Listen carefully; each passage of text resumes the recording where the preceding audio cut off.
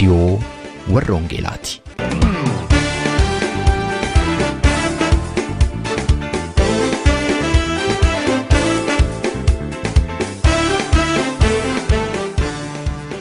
Reediyoon warra Wangeelaa tokkummaa waldooti Oromoo warra Wangeelaa Awurooppaatiin qophaa'e torbanitti si'a tokko guyyaa Sanbadduraa dhaggeeffattoota biyyootii gaanfa Afrikaaf naannoo isaatiif akka lakkoofsa sa'aatii Itoophiyaatti galgala sa'aatii 12 hamma sa'aatii 12:00tti dambalii gabaabaa kiiloo heerzii 15,515 yookaanis meetir baandii 19 irratti dhaggeeffattoota kibbaaf giddugaleessa Awurooppaatiif immoo akka lakkoofsa sa'aatii giddugaleessa Awurooppaatti galgala sa'aatii 21 hamma sa'aatii 21:00tti dambalii giddugaleessaa kiiloo heerzii 1,355 irratti kan isin qaqqabu tamsaasa Wangeelaati. Kun reediyoo warra Wangeelaati. Yoo itti tattaafatee dhalootni waan lafa gahuudhaaf wanti isa dhowwu hin jiru jechuudha. Fakkii kanaati jireenyi isaanii. Lammata immoo nama dhugaati. Nama dhugaatii dhugaa malee sobaan of guddisuudhaafis sobaanii waa saammachuudhaafis nama godhan miti. Nama dhugaadhaan jiraatanidha Amaanu'eel Abrahaam. Sadaffaan immoo mootummaa Itoophiyaa keessatti iddoo guddaa akkasii argataniitu jiranii hojii waldaa keessaatiin immoo hin hafne. Namni baay'een iddoo guddaa gaafa dhaqu hojii waldaa hin laaffisa. Profeesar Isqeel Gabbisaa Yuunivarsiitii Michigan irraa waa'ee ulfaatoo Dr. Amaanu'eel Abrahaam kan isaan nu taphachiisan irraati qonxorree kan isin dhaggeeffachiisne turre. Harka fuunee attam jirtu jaallatamtootaaf kabajamtoota dhaggeeffattoota keenya sagantaan keenya har'aa jireenya ulfaatoo Dr. Amaanu'eel Abrahaam irratti kan xiyyeeffate ta'a. Amaanu'eel Abrahaam eessaa ka'anii eessa ga'anii? Bara baadiyyaatii ba'anii magaalaa dhaqanii barachuun itti ulfaatu waggaa 100 dura carraa barumsaa ijoollee sooressaaf warri filataman qofti argatan Amaanu'eel Abrahaam attamittiin argachuu danda'an?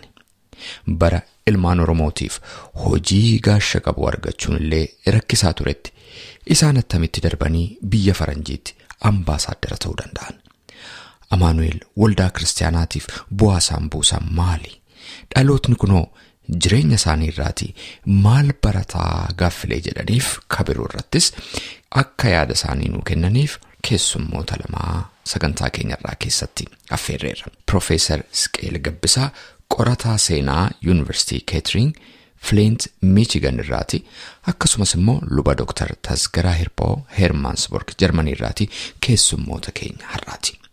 Profeesar Isqeel macaafa seenaa jireenyaa Amaanu'eel Abrahaam The Reminiscence of My Life jedhamuuf nama riiviyuu barreessan si'a ta'u Amaanu'eel macaafa isaanii keessatti Profeesar Isqeeliin My Younger Friend hiriyaa koo isa quxisu jechuudhaan nama isaan ibsanidha. Profeesar Isqeel Amaanu'eel Abrahaamiin itti siqeenyaan beeku waan nu taphachiisan yaadannoo baay'ee qabu. Lubi Dr. Tasgaraa Hirphoos akkasuma Amaanu'eel Abrahaamiif itti siqeenyaan nama beekanidha. Keessummootni keenya lamaan waa'ee Amaanu'eel Abrahaam waan baay'ee nu taphachiisu nu waliin turaa jechuudhaan kanan isin affeeru qopheessaa raadiyoo warra Wangeelaa ana Roobsan Makkooti. Utuu gara maree keessummoota keenyaa wajjin gooneetti hin darbiin dura garuu seenaa jireenya Amaanu'eel Abrahaam gabaabaatti akka taanuttan isin dhageessisa.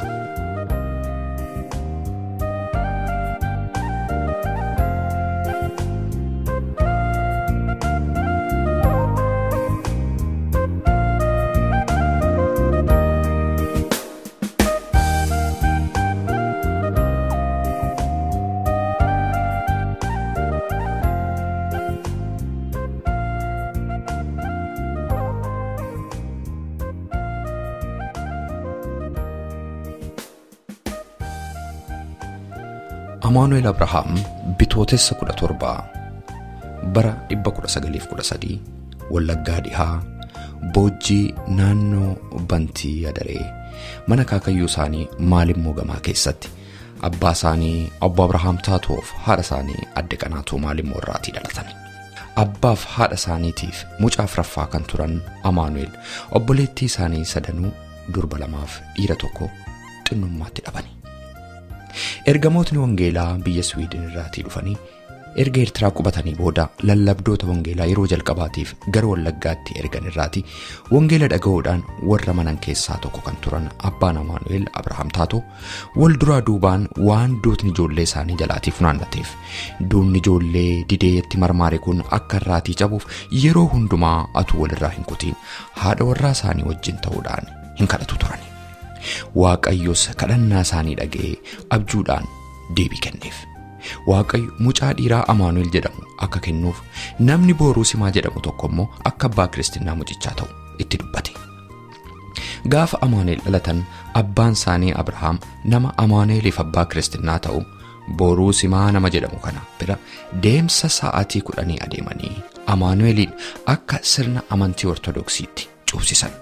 Haa ta'uyyuu malee qeesiin ortodoksii gaafas mucicha cuube maqaan Amaanu'eel jedhu waan baay'ee qulqulluu ta'eef ilma namaatiif kennuun hin ta'u jedhee dide.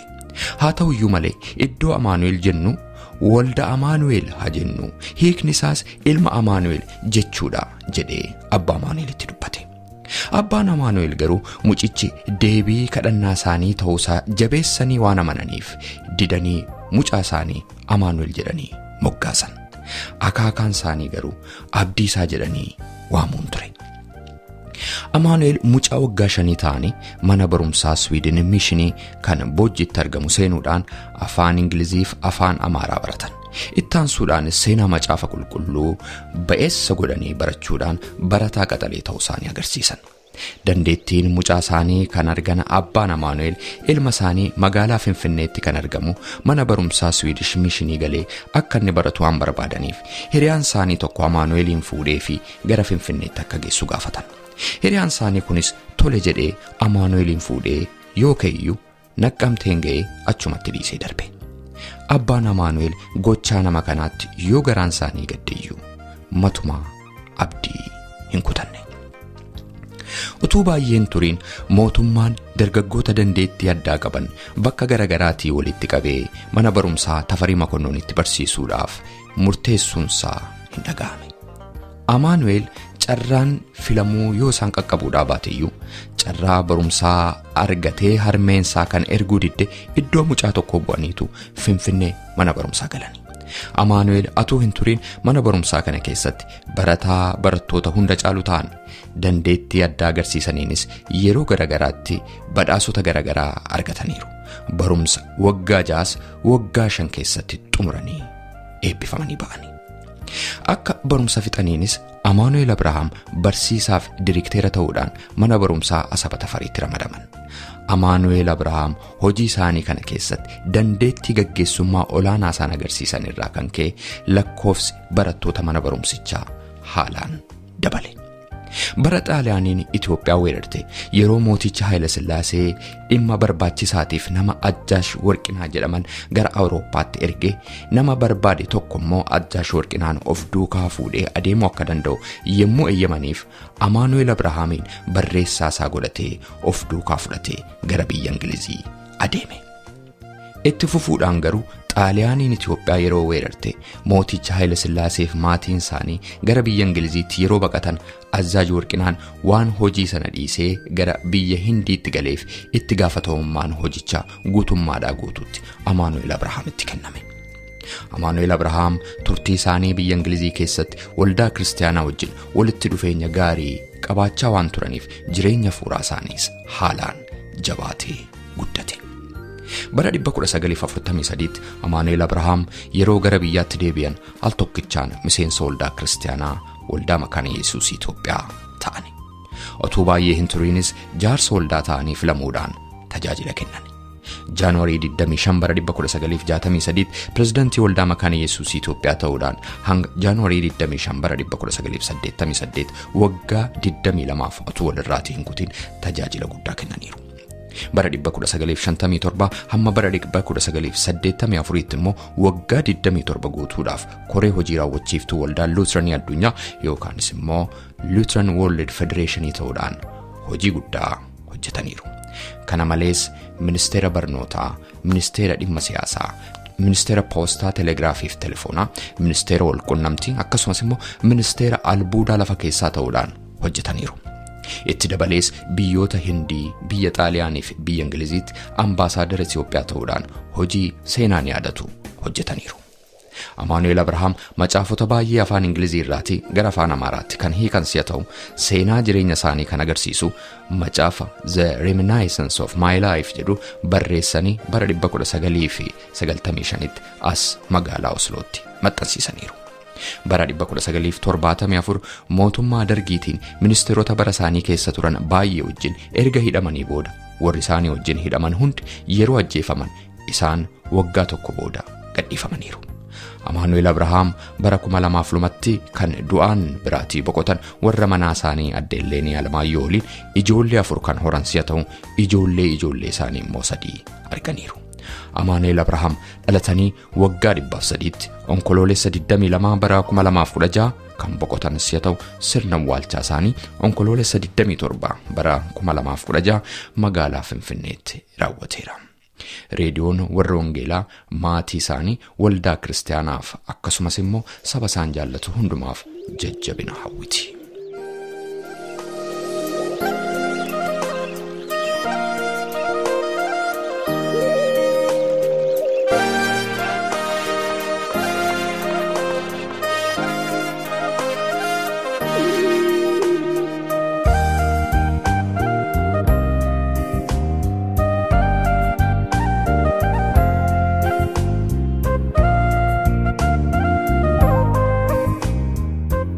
Profeesar Isqeel Gabbisaa gara reediyoo warra Wangeelaatti baga nagaan dhuftan. Baga nagaan nu eeddanii galatooma waan afeertaniif. Amaanu'eel Abrahaam barsiisummaa irraa eegalee hanga ambaasaadarummaaf ministeerummaatti tajaajila olaanaa kennaniiru. Miseensa koree hojii raawwachiistuu waldaa Luutiranii addunyaa fi pirezidaantii waldaa Makaana Yesuus Itoophiyaa immoo ta'uudhaan waggootii dheeraadhaaf nama tajaajila kennan akka ta'anitti beekamu. Kana malees immoo macaafota hedduu afaan Ingilizii irraatii gara afaan Amaaraatti kaniiru. Macaafa seenaa jireenya isaanii ibsu immoo bara 1995tti maxxansiisaniiru. Isin immoo macaafa kanaaf riiviyuu barreessitaniitu. Profeesar Isqeel, Amaanu'eel Abrahaam nama attamii turani? Amaanu'eel Abrahaam nama kabajamoo, nama ulfina qaban, nama dhugaa, nama tajaajilaaf kennaman, nama waaqa isaanii sodaatan, nama baay'ee kabajamoo, beekumsa guddaas kan qabanidha. Baay'ee barumsa karaa kolleejii waan akkasii keessa hin galle garuu beekumsa guddaa nama qabanii, nama jaalala waaqaa kanan jedhamne qabanii, nama dhugaa, nama kabaja guddaa qabanidha. Hammam beektu isaaniin personaalii yattisittanii? Baay'ee balbeenna. Baay'ee my younger friend jedhanii katabaniiru intanaa sana irratti yoo agartaniittu ta'e. Yeroo baay'ee yeroo kitaaba isaanii kana waa'ee yaadannoo jireenya isaanii yeroo katabanii lafan hojjedhu dhufu turanii, lafan hojjedhu dhufaniiti gaazexaa biyya Itoophiyaa irratti gaafa shuumaman sana Nagaariit gaazexaa irratti bahaa guyyaa isaa sana fa'aa mirkaneeffachuudhaaf hin dhufanii isa barbaachisoo dhufan teenyee haasofnaa. Anis immoo dhimma bara Haayile Sillaasee sana ofuma kootii baruudhaaf waan barbaaduu fi namoota akka isaanii ministeera ta'anii du'arraa hafanitti akka isaan nageessan gaafadhee yeroo baay'ee iddoo sanatti nageessu mana isaaniis dhaqee wajjin teenyee haasofnaa. Umriidhaan gargar baane malee akka hiriyaatiyyuu jechuu danda'ama. Isaanis hiriyaa isa quxxisuu waan akkasii jedhaniiti dubbatu. Kanaaf baay'ee walitti dhiyaanna jechuudhaaf hin jedhee waldaatti wal beekna. Waldaa booddees immoo baay'ee dhiyootti wal beekna isaanii wajjin waan kitaaba isaanii irratti katabame sana afaan isaanii irraan dhagayanii akka nama bakkeedha dubbisee duwwaatu hin ta'in. Baay'ee namatti tolu. Baay'ee namatti tolu. Beekumsa kanan jenne qabu. Afaan Ingilizii duwwaa miti afaan Faransaayis hin beeku. Kanaaf baay'een irraati waan adda addaa fudhadhan ture. Baay'ee wal beekna. Baay'ee wal beekna turre. Macaafa seenaa jireenya isaanii ibsu kana naannoo 2000 natti fakkaata yeroon argee dubbise baay'ee seenaansaa nama liqimsa. Al tokkicha jalqabnaan lafa kaa'uu lafa nakaa'een jedhu macaafni sun. Macaaficha keessaa wanta baay'ee isin dinqisiise kan dhaggeeffattoota keenyaaf hiruu barbaadan maaltu jirame waa tokko lama maqaa nuu dhooftu. Kitaabni kun iddoo lamatti gargar bahee jira. Inni tokko mootummaa keessatti hojii isaan hojjetanidha. Agar tokko immoo waldaa keessatti waan isaan hojjetanidha. Wanti nama dhibu tokko wantichi keessaan ani yaadachuudhumaa yaadachuudhumaaf kan jedhu yeroo ijoollee ta'anii boojjiitiiti naqamteen dhufu yeroo sana konkolaataan hin jiru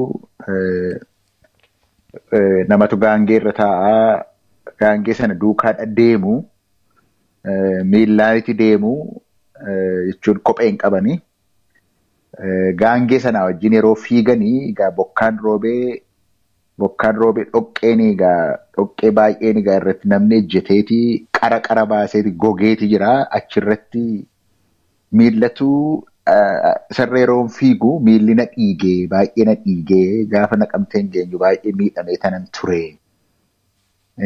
Isumayyuu immoo eessa dhaxxanaan jedhanii warri jaarsi fardarra taa'an sun anis akkuma maqaadhaanii nama maqaa dha'uu nan barbaachisu akka isaanii tanii dhaqeetaniin baradhaa.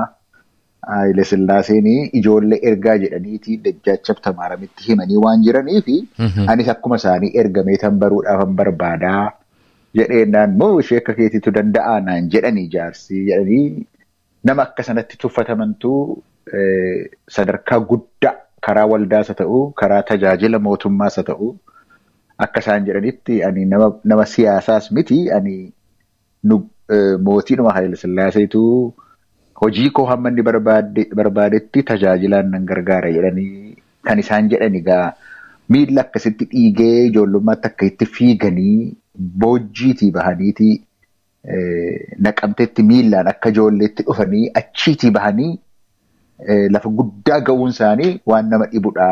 Akka sanatti isa isaan dubbatantu natti yaadatama. Dhoqqee sanatti gogeetii akkuma qara dhagaa ta'ee dhaabbataa isatti miilla kukkute. Kanatu keessaati natti yaadatama. Baay'ee wanta nama dhibudha. Amma bara sana keessa namni Oromoon tokko maatii hiyyeessaa akka maatii isaanii keessaati ka'ee zarii rakkina isin amma nutti himtan kana dhoqqee keessa akkas jooree adeemee barate sadarkaa isaan irra ga'an sanarra ga'uun hin ulfaatu ture bara sana keessa carraa dhumti ilmaan Oromoo qabu baay'ee yaraa tureyyuudha. Inni ulfaata manni barumsaan jiru yeroo sanatti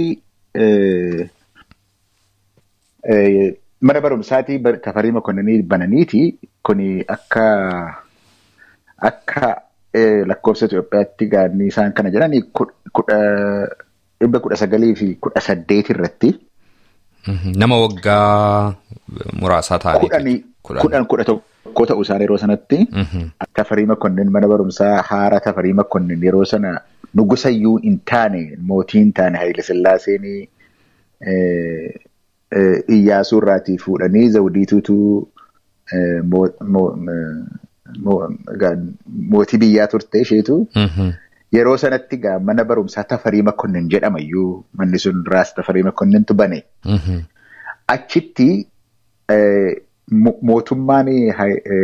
mootummaan Itoophiyaa suni haala haaraadhaan akka diriiruutiifiti yaadi godhamaa ture. Akka baalabbaatummaadhaan bulchiisuutu hin ta'in bulchiisa ammayyaa kana ijaaruudhaafiti yaada waan ta'eefiti mana barumsaa baneeti.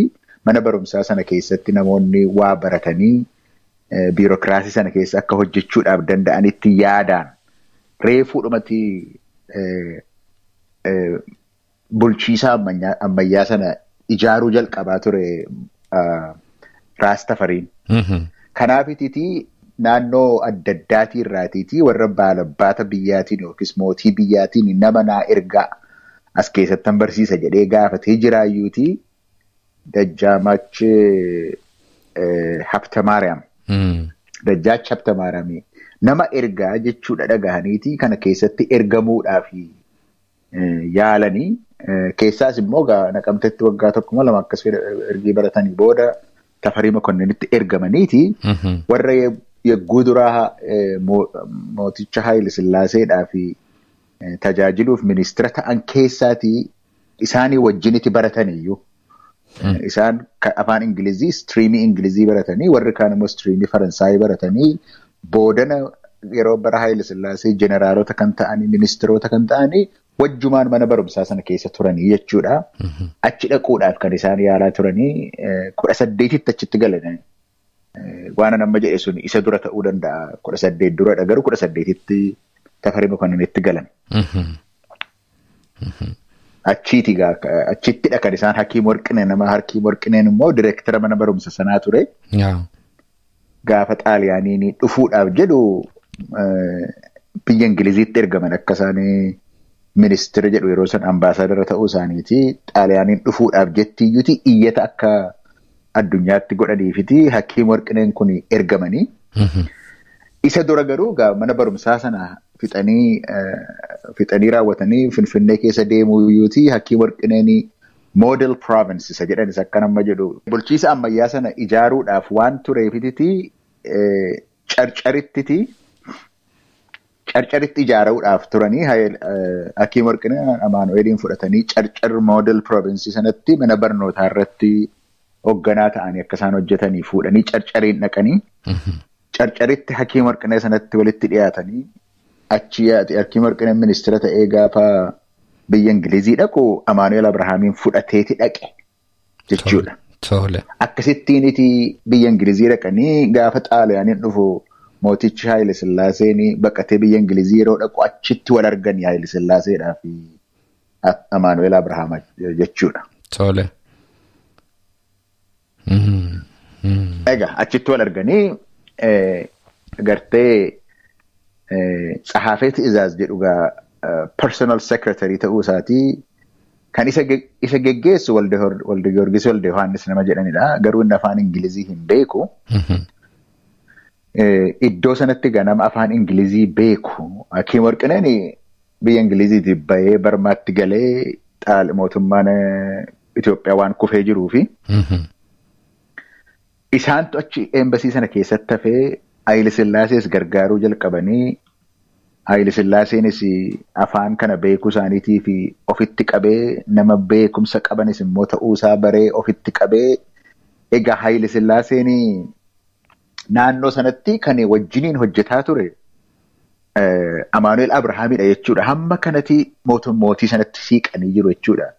Namni kan biraan hin jiru kan Haayile Sillaasee gargaaru afaan Ingiliziitiin kan hiikuuf kan hojii adda addaa hojjetuuf Amaanu'eel Abrahaam turanii jechuudha yeroo waraana sana yeroo waraana Xaaliyaanii sana.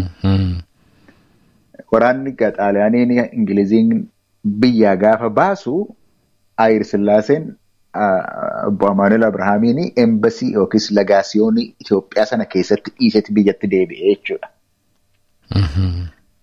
Achi taa'aniiti riippoortii erguuf riippoortiiwwan gabaasa biyya naannoo Awurooppaa keessa jirutti katabanii erguu isa immoo irra jaallate gaa nugusi. Haayile Sillaaseen gabaasa sanatti immoo irra jaallate. Irra baay'ee jaallatee Amaanu'eeliin akkasittiin ofitti butee akkasittiin ofitti mootummaa sanatti dhiyaatanii mootiitti dhiyaatanii mootummaa sana keessa yeroo dheeraadhaaf hojiiyyuu kan isaan hojjetaa turanii. Naannoo mootichaa warra jirantu jaallateetu hin ta'in mootichatu hojii isaanii jaallate.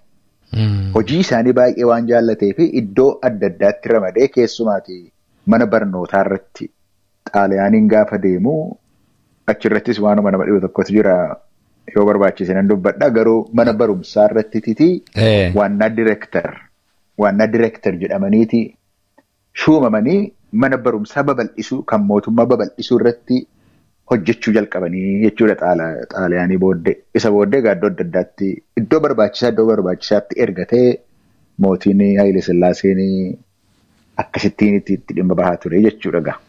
Baay'ee seenaa nama dhibudha. Waan nama dhibu tokkonne haasa'aan jettanii turtamee itti nuuf ufame. Baay'ee namatti tola seenaan kun. Egaa akkasitti walitti dhiyaatanii nugusaa wajjin akkasitti walitti dhiyaatanii kaabinee mootummaa yeroo dhaabu Haayile Sillaaseen namoonni tokko Amaanu'eel Abrahaam immoo timirti ministeriidha jechuun ministeera barnootaatii jedhee gaafa inni shoomu namni guddaan tokko warra shawaa kana keessaatiiti Makonnin Indaalkaachoo kan jedhani.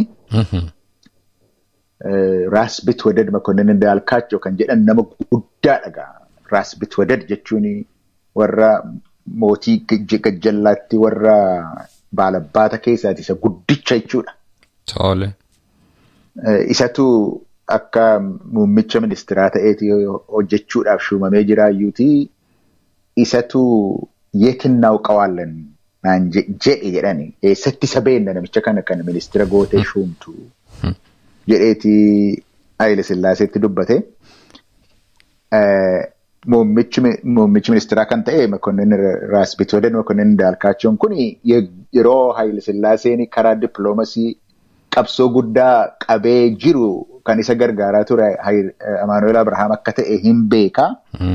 Raas Makonnin Bitwadad Kaakaachoo kun garuu gadaamii Itoophiyaatu jira Yerusaalemiin.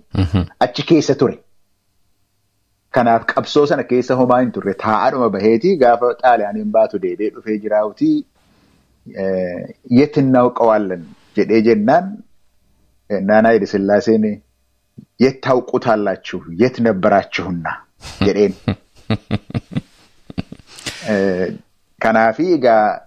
kanaafi ministeera mini barbaadan mikittil ministeerittiin jedha barbaadan waan director jedha ministeerri barnootaa anadha nugusichadha hojii isaa garuu kan hojjetu Amaanu'eel Abrahaamidha kana jaallattanis jibbatanis kanuma ta'aa ittiin jedheeti warra gurguddaa mootummaa Haayile Sillaasee bara 1940 keessa Xaaliyaanii booddee akkasittiiniti gab jechisiise yeroo sanaa fi mootiin kun jechuudha. Isa dhagaannani wanta nama dhibu jedhu dhiibbaa adda addaa ture Amaanu'eel Abrahaamiin tokkoffaa Oromoodha. Kanaaf Oromoo ofitti hin bunnu jedhu. Lammata immoo Pirootestaantiidha. Pirootestaantiin immoo itti butamuun hin jiru mootummaa keessatti jedhu. Sababii kanaaf dhiibbaan adda addaa utuu irratti godhamu kitaaba isaanii sana keessatti waan baay'ee katabaniiru. Irratti godhamaatu jiru isa keessa darbaniiti mootiin kuni bara Xaaliyaanii sana waan nyaatullee dhabee waan nyaatu sanallee anatu hojjetee kennaaf ture. Gaaf tokko gara lafa reediyoo tokko jedhanii achuma irratti katabanii jiru. Reediyoodhaatti dubbachuudhaaf danna warra gurraachota Ameerikaatti. Isaanitti dubbachuu deemnu taaksiidhaan utuu deemnu taaksiin sun rukutame. Taaksiin sun rukutameeti. Lafeen cabe kan nugusa. Tole. Ingilizitti? Yaa Londanitti. Tole. Londanitti lafeensaa ribiinsaa cabe. Tole. Akkasitti miidhamee siqaayii keessa utuu jiru jaarsi kun mootiin kun akkasitti waan Itoophiyaa hojjechuusaa waanan argee fi hammanni na barbaadetti naa hojjedhu hammanni na barbaadetti.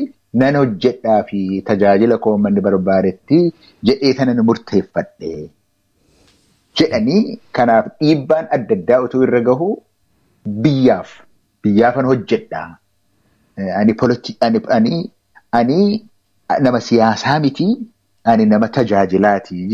Tajaajiluman biyyaaf kennaa jedheen of kennee sana hojjedhee jedhu dubbatu akkasitti.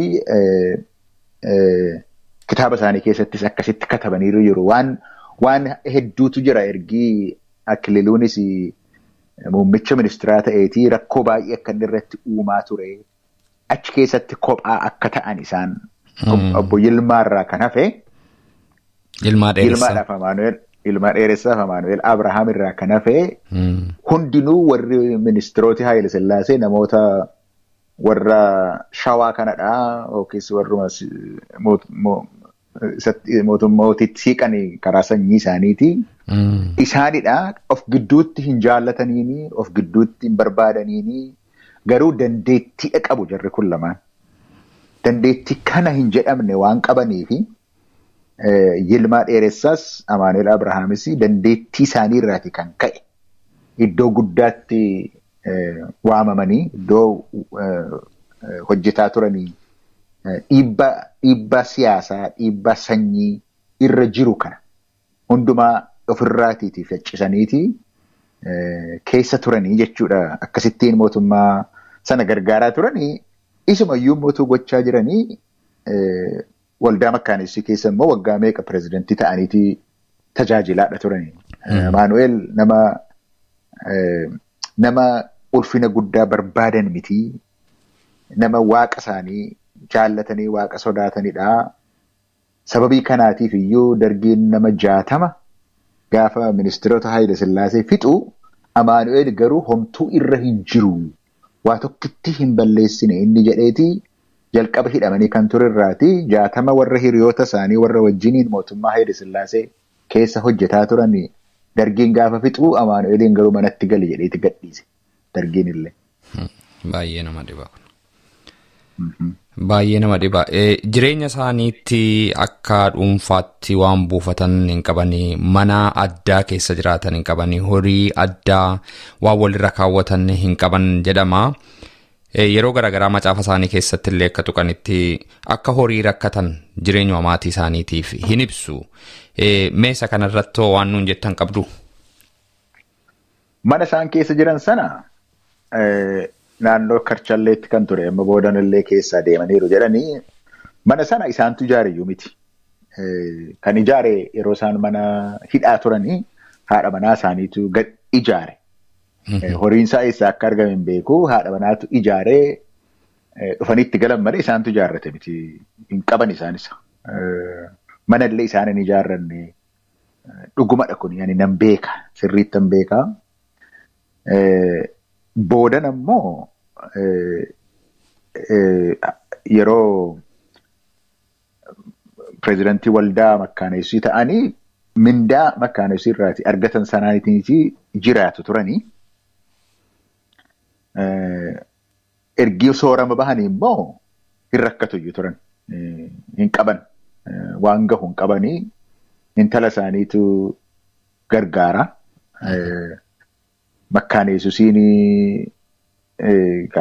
soorama irraa argataniiru ta'ee hin beeku garuu horiinsaa waan gahu miti. Gaafa isaan pireezidantummaa irraa bu'anii konkolaataa isaan ittiin deemaa turanii akka kennamuuf jedhamee murteeffame konkolaataa sana qabaachuudhaaf mana keessaatiiti. Manni ijaarame sunis waan qabaniif keessuma jiru. Kanaa achi garuu waan ittiin jiraatan iyyuu intaluma isaaniitu gargaaree ittiin jiraatu malee akka horii hin qabne yeroo hundumaayyuu dubbatu isaanuu. Horii hin qaban, horii mul'ataa hin qabanii mindaadhaan jiraatu turanii. Akka namoota kan biraas immoo waan ittiin jiraatan hin qabanii isaan. So akkasii dhagaa. Jireenya baay'ee nama dinqudha. Mee waa'ee ijoollota isaanii waan nutti himtan qabdu? Ijoollee 4 fi ijoollee immoo 3 arganiiru jedha seenaan isaanii. Hirriidha. Ijoollee 4 qabu.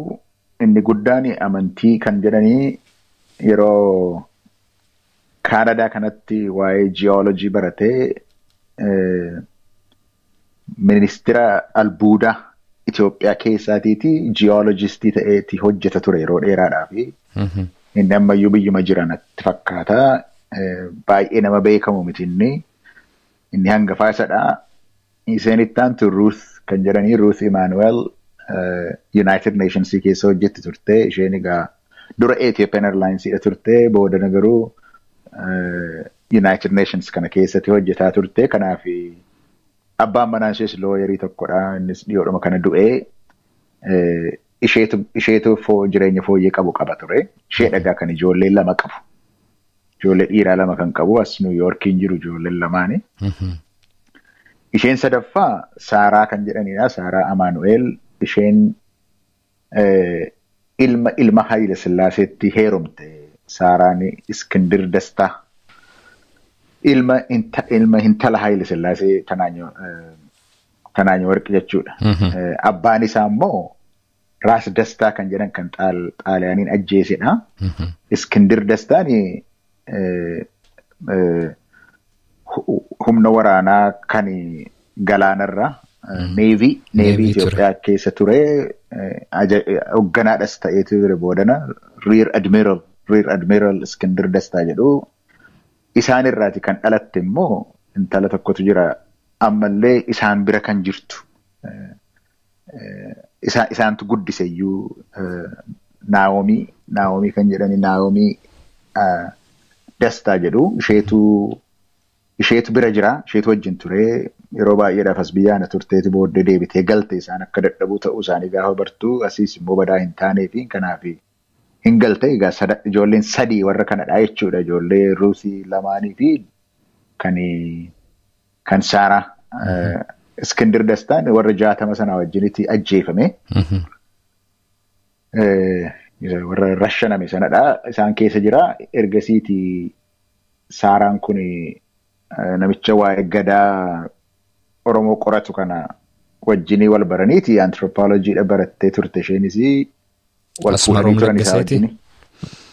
Asmaroom Laggaseeti. Asmaroom Laggaseetti heerumtee turte. Inni dhumaa egaa Daawit jedhu Daawit Abrahaam jedhu isaanii warra intanaatti baranidha. Ruth Abrahaam, Daawit Abrahaam, Saaraa Abrahaam jedhu akkasitti waamamu biyya Ingiliziitti waan turaniifi. Inni immoo biyya keessa ture Lutheran World Federation keessatti tiyyuu hojjeta ture.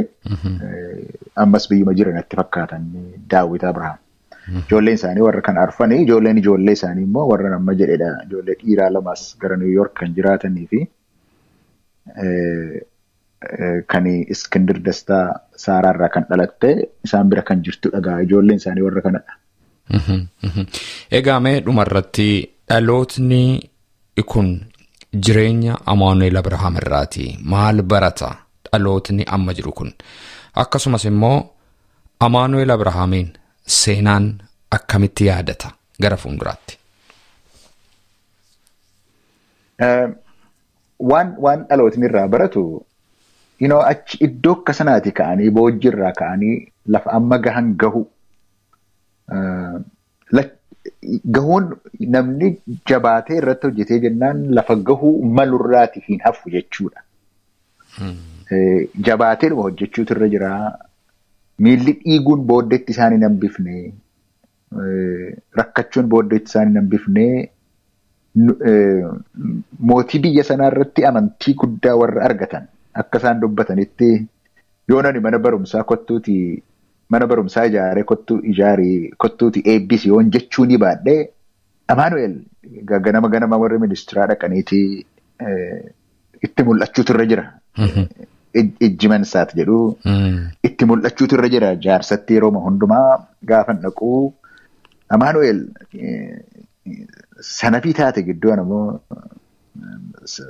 sanaf naan jedhu maaliif yoo ijaaru manni barumsaa ijaaramee kottu eebbisoon jechuudha baadhee amantii guddaa warra argatanidha. Isa duwwaamini Hayile Sillaaseen kaabinee tokko qaba. Boodan ammoo liyyuu kaabinee kan jedhu dhaabee liyyuu kaabinee sana irratti shuumiin Amaanu'eel Abrahaam turan jechuudha.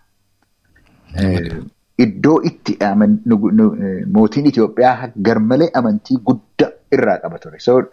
Yoo itti tattaafatee dhalootni waan lafa gahuudhaaf wanti isa dhowwu hin jiru jechuudha. Fakkii kanaati jireenyi isaanii. Lammata immoo nama dhugaati.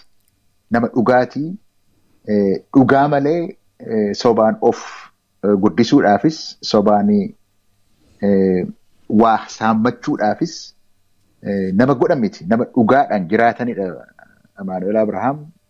Sadaffaan immoo mootummaa Itoophiyaa keessatti iddoo guddaa akkasii argataniitu jiranii hojii waldaa keessaati immoo hin hafne. Namni baay'een iddoo guddaa gaafa dhaqu hojii waldaa hin laaffisa. Achi keessaa immoo hin hafne isaan lachuudhuma isaatii geggeessan. Sababii isaaniitiif iyyuu maqaa guddaa argatte makkaan Yesuusiin. Kana duwwaas miti karaa waldaas immoo waan isaan hojjetan hin dubbanne malee karaa waldaas immoo taanaan waan isaan hojjetan waan gurguddaadha.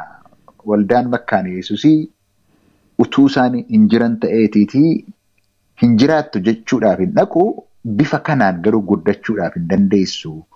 Kan harka irra qabaa turanii biyya Ortodoksiinii amantii kiristaanaa addaa akka inni lixu hin barbaannetti seenaadhuma waldaa kiristaanaa warra wangeelaa Oromoo yoo ilaallu biyya sana keessatti jiraachuudhaaf danda'uun ishee.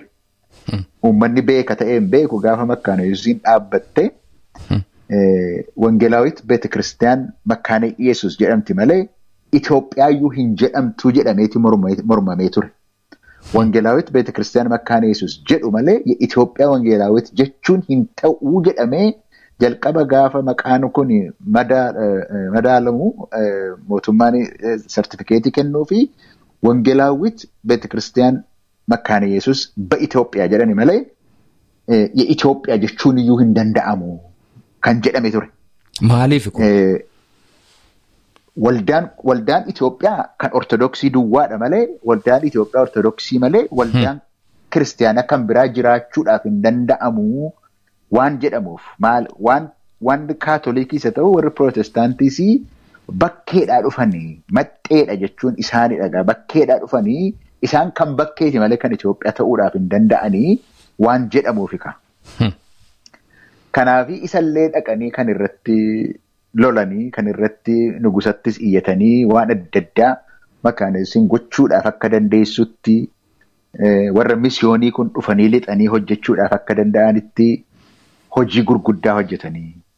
Sababii kanaaf immoo Lutheran World Federation keessatti iyyuu warra Afrikaa keessaa Executive Committee sana keessatti koree hojii raawwachiistuu keessatti nama waamamanidha isaanii.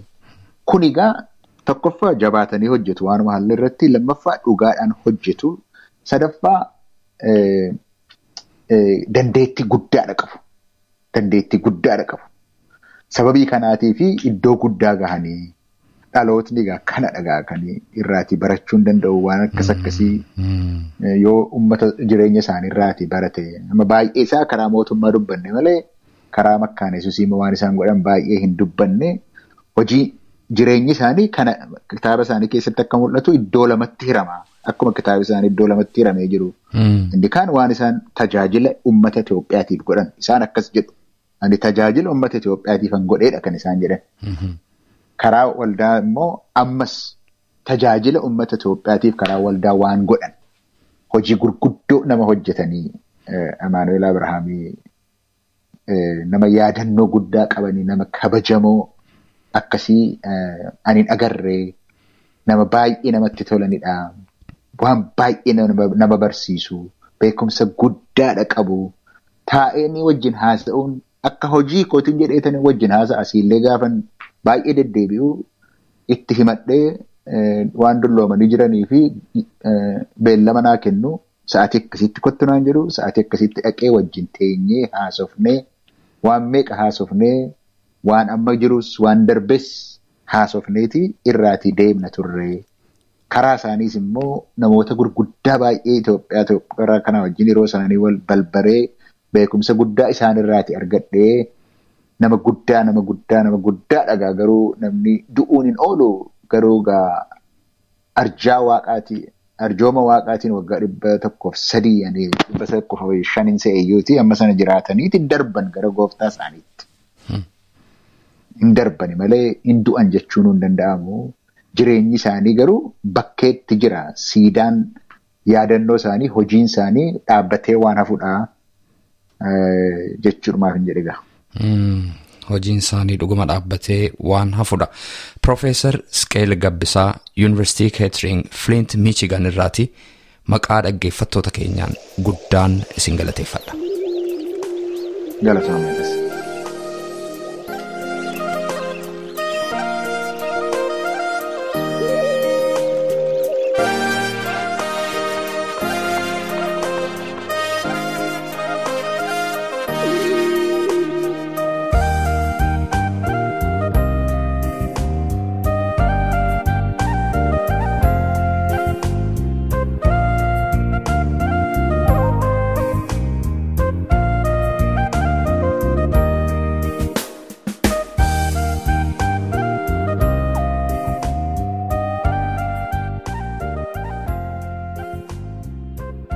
Kun reediyoo warra Wangeelaatii sagantaan keenyaa itti fufa. Meetirbaandii 19 yookaan immoo kiiloo heerzii 15,515 irratti guyyaa sanbadduraa galgala sa'aatii 12 amma sa'aatii 12:40 kan isinii darbu tamsaasa kana YouTube irratti, SoundCloud irratti, karaa Facebook akkasumas immoo karaa websaayitii keenyaa hordofuu dandeessu. Websaayitiin keenya maqaansaa www.uoece.org jedhama. Irraan isinii deebi'a. www.uoece.org jedhama. Dhaggeeffattootni keenya biyya Ameerikaa immoo itti dabalaan lakkoofsa bilbilaa 51824 irratti tola bilbiluudhaan akkasuma nu dhaggeeffachuu akka dandeessan isin yaadachiisa. Facebook irra jirra, laayikii nu tolcha. YouTube fi SoundCloud irras jirra, subscribe gochuudhaan karaa isinitti tole nu hordofuu dandeessu. Dhaggeeffattoota keenya keessummaan keenya itti aanu lubaa Dr. Tasgaraa Hirphootii. Lubi Tasgaraan Amaanu'eel Abrahaamiin akkasitti nu ibsu. Waa'ee isaanii namni dubbatu yeroo hundumaa namni kun nama amanamaadha. Nama dhugaatii, nama hojii danda'u, hojii biyya keessaa duwwaa utuu hin taane alattis nama beekamaa, nama hojjechuu danda'u, nama namuusa qabu, nama akkasii ta'uu isaanii alattis hin odeeffamaa, keessaas akkasittiin beekamaa. Yommuu pirezidentii Miraab Sinodoosii jedhamu sana ta'ee yeroo baay'ee walga'iidhaa fi Finfinneen dhaqaa dura taa'aa waldaa kanaa guutummaatti ta'anii yoo isaanii hojjetanii waan nama dinqisiisu keessaatii yeroo eeguun isaanii baay'isee nama dinqa. Yeroo waan tokko hin dabarsan ofii isaaniitis hin dabarsan, nama yeroo dabarsus immoo hin jaallatani. Yeroon geenyaan dafanii mul'atu. Tarree hojiidhaa sirriitti baasanii isa dhiyeessanirraa namni tokko jaallachuu hin danda'u. Namni irraa jaallannaan itti deebisu. Namni garmalee haasa'u immoo isaan biratti gatii hin qabu. Cal jedhanii dhoowwu.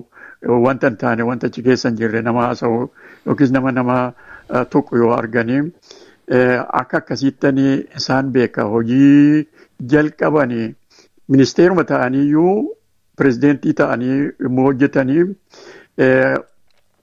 Your Excellency jedhanii waamu namoonni warra alaa yommuu dhufanii maaliif ministeera waan ta'aniif nama ulfina guddaa qabu keessattis alattis jedhanii dubbadhaa kanan arge ofii kootis.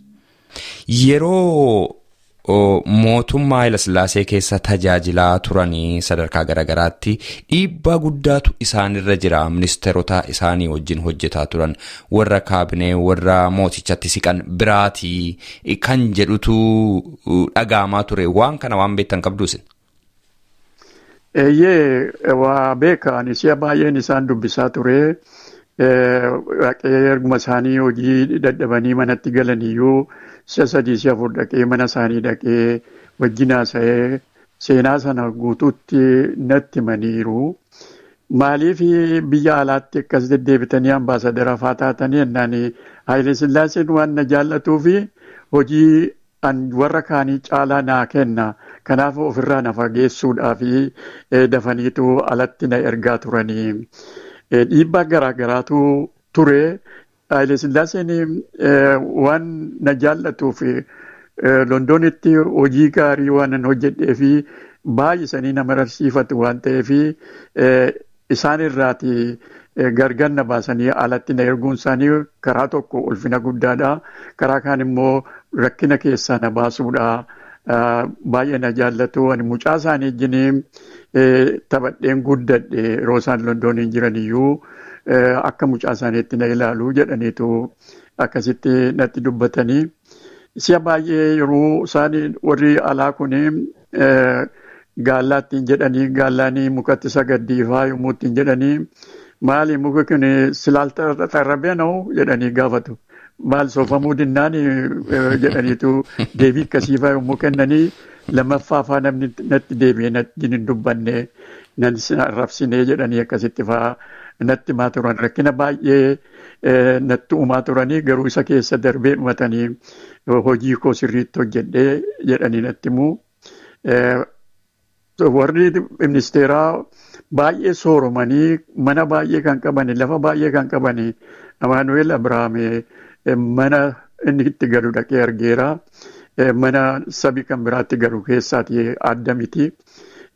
Lafa immoo hin qabu horiis hin horanne amanamummaadhaan wanta itti kenname akkasii nama hojjetaa turedha. Gaaffiin taasise hin gaafachuuf turetti naa tuqtanii macaafa isaanii The Reminiscence of My Life jedhu dubbiseera. Macaafa sana keessatti kan isaan darbanii tuqanii waa'ee horii hanqina horii qabaachuu isaanii dubbatu. Yeroo tokko faamma macaafa isaanii keessatti yeroo tuqanii ijoollee koo waan inni ittiin mana barumsaa galchuun abee isa booddee nan iyyadhee iyyannaan jaanooyi si gargaarraa naan jedhan jedhu iddoo gara biraattis akkuma kana waan wal fakkaataa mucaan koo dhukkubsatee waan ittiin sarjarii gochisiisnu horiitu nu hanqateedhanii waan akkasii dubbatu. Ambaasaaddara sadarkaa ministeeraatti hojjetu biyya faranjiira naannoo garuu rakkinni akkasii akkamitti dhalachuu danda'e yeroo sana? Rakkinni akkasii kan inni itti dhalachuu danda'u seera biyya sana keessa jiru keessatti namni shuumame nama saamu nama horii jallisee fudhatu ta'uu qaba. Nama akkasiitu shuumama. Kan shuumame kan hin nyaanne gaafa sharamee immoo gaabbaa kan jedhamu jechi afaan Amaarinyaa tokko jira miti. Jira. Kanaaf isaan shuumamuun horii saamuu miti, horii jal'isuu miti, sirriitti hojjechuudha, sabaaf hojjechuudha. Isa nama shuumeefis immoo abboomamuudha jedhanii kanuma kan isaan fudhatanii amantii kiristaanaa kun isaan biratti ulfina guddaa waan qabuufi ulfina namaas, ulfina mootiis, ulfina biyyaas waan beekaniifi waan tokkoyyuu horii bukkeetti horachuu, bukkeetti nagadachuu waan tokkoyyuu hin barbaanne kana warri kan biraa hundinuu kan godhatanidha. Isaan kanaaf horii ga'u argachuu hin dandeenye akka warra kaanii kaawwachuu hin dandeenye. Nama haqaanii sodaa waaqayyoo keessatti of eeganii hojjetanii dhugumaan nama guddaadha. Abbaan isaanii obbo Abrahaam Taatos akkuma kana nama seenaa qaban akka isaan ta'anii himamaa. Dhumarratti gaafa bara 1974tti akka isaan macaafa isaanii keessatti barreessanii dhaqeen jaanooyin na gaggeessaa gaa abbaan koo dulloomeeraa dhaqeen abbaa koo dubbisaa jedheeni adeeme jedhanii waa'ee abbaa isaanii kana kaasu darbanii macaafa isaanii keessatti hin tuqu. Abbaan isaanii kunoo seenaa attamii qabu mee nutti maamee lubatas gara? Seenaa abbaa isaanii ani isaan baay'ee argeera. Wamboojjiin ture mana isaaniis dhaqee dubbiseera. Yeroo Dr. Amaanu'eel horii Finfinneetti natti kennanis dhufeenii horii isaan natti kennan kana abbaa isaaniitiif kennaa dubbisees immoo akka isaan itti jiranitti maan ture. Namni kun nama wangeelaa nama amanamaa ture. Yeroo macaafi qulqulluun biyya keessaa dhumee jedhu isa nama amanamaa godhanii Eertiraatti erganii horiidhaan fe'ee macaafa qulqulluufaa kan fide. Amantii isaatti nama jabaa. Mucaan isaa kunis immoo karaa kana akka jabaatuuf barumsaan caalaatti akka jabaatuuf nama yaada cimaa qabu namaaf yaadu akkasiittiin isaan beeka. Yeroo muraasa duubaan isaan argee hamma kanatti kanan isaan beeku seenaa isaaniis kanan dhaga'u nama naamusa qabu nama disipiliiniidhaan ijoollee isaanii mucaa isaaniis guddisanii biyya keessattis akkasuma nama akkasiitti nama beekaman ta'uu isaanii ni beeka. Isaanis yommuu maqaan isaanii amma Abrahaam jedhama malee Abrahaam miti maqaan dhaloota isaanii Sooressoo ture. Sooressoo Taatoo jedhamu turani. Sooressoo Taatoo kanarraa attamitti Abrahaamiin akka ta'an yoon sitti himee yommuu warri wangeelaa dhufanii wangeela lallabanii macaafa qulqulluu kana keessaatii waa'ee Abrahaam baraniiru. Kanaaf yommuu cuuphamuu dhaqanii waldaa warra Ortodoksii waldaa Maariyaamiitti kan isaanii cuuphamanii maqaan kee eenyuu jennaanii Amaanu'eel Abrahaam jedhani. Maqaan isaanii maqaa dhaloota isaanii garuu sooressoo jedhamu, sooressoo taatoo jedhamu. Kanaaf amma ammaatti maqaan amantii isaanii cimee Abrahaam taatoo jedhamaa turani. Abrahaam taatoo jechuun egaa namni maqaa waldaa kiristaanaa maqaa macaafa qulqulluu fudhate nama luba ba'e, nama namni gurgurachuus hin dandeenye, nama ofiin bulu ta'uusaa kan mul'isu, identitii kan biraa, eenyummaa kan biraa kan argisiisu ta'uusaa yeroodhuma sanatti isaanii Abrahaamii ofiin jedhani. Akkasitti. Mee gara Dr. Amaanu'eelitti haa deebinu. Waggaa 22 fi pirezidaantii waldaa makaana Yesuus Itoophiyaa, waggaa 27 immoo miseensa koree hojii raawwachiiftuu Lutheran World Federation ta'anii hojjetaniidha. Waggaa hamma kanaa walitti aansanii filamuun akkamitti danda'ame? Karaa gara biraa immoo Amaanu'eel Abrahaam teolojiyaanii miti, hojjetaa wangeelaa miti yookaan immoo luba miti, teolojiis hin baranne isaan. Kun akkamitti ta'uu danda'e meenatti maal hubatas garaa? Ani yeroon pirezidentii ture gaana akkuma silasitti isaanii bareen ture. Yommuu fo'umsi dhufu waggaa 4 namni diddiirama yommuu ta'u, namni hojii akka seera jiruutti waggaa 4 namni haaraan itti dabalamaa, yoo fo'ame immoo waggaa 8 kanan caalu. Yeroo waggaa 8 dhumee jedhu nama fidaa yommuu jedhan namatu hin jiru. Nama baratee nama hojii kana hojjechuu danda'utu hin jiru waan ta'eef namoonni uumama nama fidaa yommuu jedhanii harka rurrukutu. Harka rurrukutanii isaanuma jedhu. Kanaaf isaanii jaallatanii achitti turan miti. Namootumatu harka rurrukutee irra nuu turaa jedhee waggaa 22 kana kadhatee irra tursiise. Namni hojii amma isaanii hojjetu itti dhiyaatus hin jiru waan ta'eef akkatti turan malee seerri makaana Yesuus ittiin bultuu waggaa 4 yommuu fo'amu yoo baay'ate si'a 2 duwwaatii fo'amanii hojii kana hojjetu.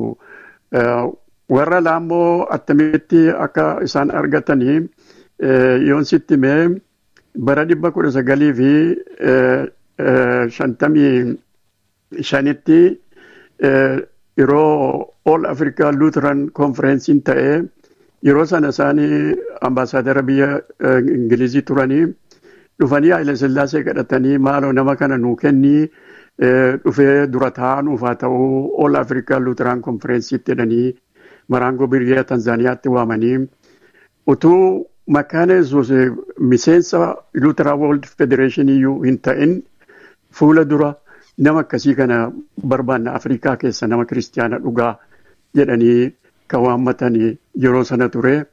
Ergasii kaasanii yommuu isaan pirezidentii ta'an immoo yeroo hundumaatti walgahii Lutheran World Federation Komishinii garaagaraa keessatti maqaan isaanii beekamaadha. His Excellency jedhanii waamu yommuu waamanii ministeera waan ta'anii fi haasaan isaaniis hojiin isaaniis iddoo hundumaatti fudhatamaa waan ta'eef waggaan mana ga'u hojiirra turuu danda'ani. Baay'ee waan nama dinqudha. Dooktarummaa ulfinaa akka isaan qaban beennaa isinis akkuma kanaa akka sila natti himtanitti immoo yeroo tokkoyyuu akka isinii kenname natti himtanii dooktarummaan ulfinaa isaanii wajjin mee waa'ee kanaa immoo natti himame lubatas garaa. Yeroo waldaan kiristaanaa dhaabamtee waggaa 50ffaa ishee ayyaaneffatte kana maanguddoonni waldaadhaa akkasuma pirezidentii waldaa hundinuu walitti qabamanii ilaalanii namni waldaa kanaa fi hojii cimaa hojii dhaabataa hojjete hundeesse eenyu fa'i jedhanii walii galanii biyya Itoophiyaa keessaa Dr. Amaanu'eel kana akkasuma immoo ani immoo waa'ee macaafa qulqulluu waan hojjedhee fi maqaa koositti galchanii biyya Ameerikaattis immoo nama 2 fuudhanii inni tokko afaan warra afar kana gaarii godhee kan hojjete isa kan barsiise afaan warra Anyuwaak immoo akkasuma kan macaafa qulqulluu kan itti isaan kana lamaan warra Ameerikaa waamanii yeroo sana bara waggaa 2009tti Finfinneetti nu waamanii Dooktarii Ulfinaa nu kennani. Ani yeroo sanaa kuni akka ta'u raawwadheen mayyuu hin yaadne garuu waa'een Dooktar Amaanu'eel kuni namoonni hundinuu alaas keessaas hammana namni beekame kun hammana namni hojjete kun hammana waldaa dheeraa kan geggeesse kun mudaa tokko irratti hin argamin ofii isaaniiti immoo nagaa jedhanii yommuu irraa ka'an. Ijoolleen jalaa kaateetti hojjetudhanii nama akkasii kana seera biyya sanaa keessatti namni barcuma gadi hin dhiisu barcuma irra taa'e irraa hin ka'u. Seerri mootummaa biyya Itoophiyaa biyya Afrikaadha.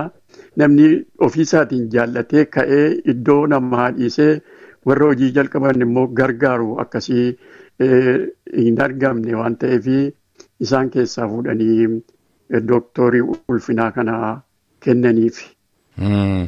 Meegaa dhumarratti Amaanu'eel Abrahaamiin jecha gabaabaadhaan yoo ibsuun barbaachise akkamittiin ibsitu sin?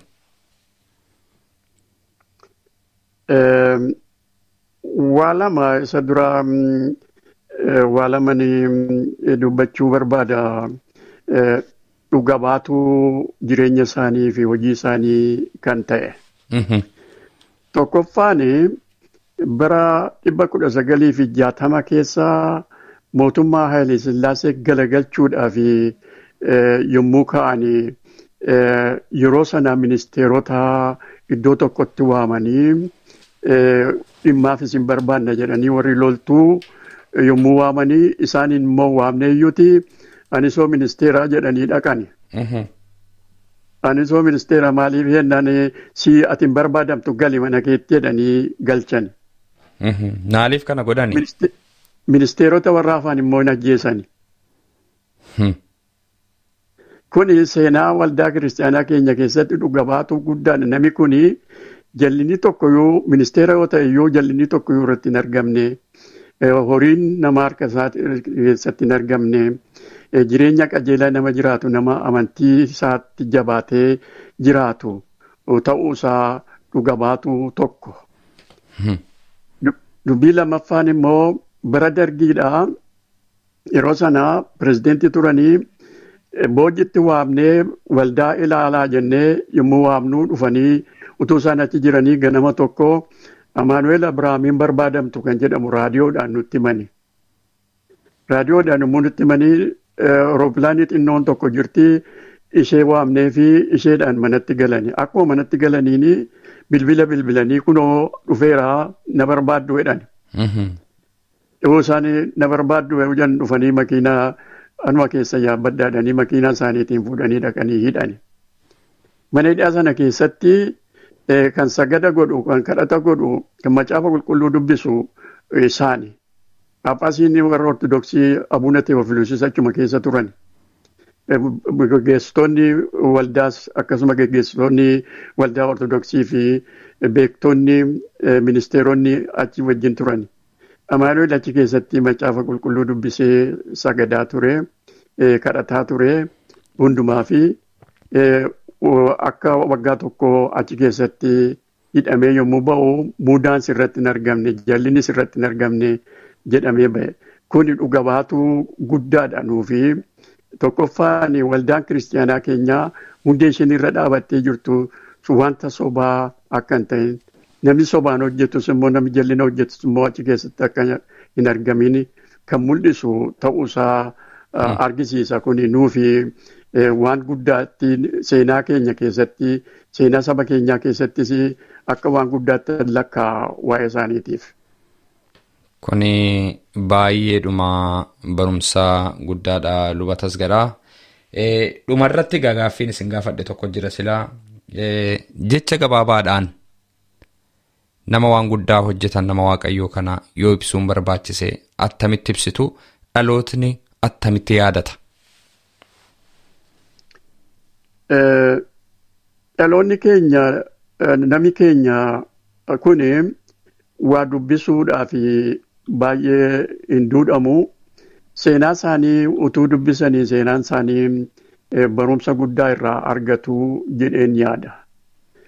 seenaa kuni wanta dhugaarra dhaabatee tokko tokkoon tarree galee kan kaa'ame malee wanta itti dabalanii waan tokko haasa'an utuu hin ta'in seenaa dhugaa kana namni qabatee ittiin hojjetu biyya keenyaa fi abdii guddaa qaba jedheen yaada.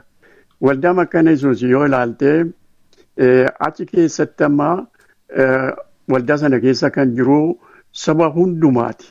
Sabi tokkollee alatti namni saba hundumaa ammatee saba hundumaa walqixxeetti kan ilaalu dhaabbanni biyya keenya keessa jiru isa qofaadha jedheen yaada. Kun immoo maaliif ta'e yoo jettee namni dura kana jalqabee namni dura kana hojjete amanamummaadhaan waan hojjetee fi amanamummaan hojii guddaarra caalaa barumsa guddaarras caalaa barumsa miti kan caalaan kan barbaachisu amanamummaadha waan qabaniin waan amanan sirriitti qabatanii jiraachuu kanaaf dhaloonni jiru isa kana mataatti qabatee yoo jiraate biyya keenyaaf yoo abdii guddaa kan ta'u ta'a jedheen yaada. Biyyi keenya akkuma ati beektu abbaa gararraa taa'utu isa gajjallaatti waa hima. Inni kun waldaan keenya immoo gajjallaadhaa jalqabdee hamma gararraatti namni yoo fo'ame yoo waldaan fo'atte malee ofii isaatiin barcuma yaabbatee hin taa'u. Yoo waldaan achi keessa gasa ol hin darbu hamma matta dhaabbanni biyya keenya keessa hin jiru. Kana duukaa dargaggoonni jiran namoonni jiran faana kana duukaa yoo bu'anii biyyi keenya hin fayyaa jedhanii abdadhan. Lubaa Dooktar Tasgaraa Hirphoo yeroo waliin qabaanneef guddiseen isin galateeffadha. Galatoomatti siroobsanii waaqayyoon yaa eebbisu jabaadha.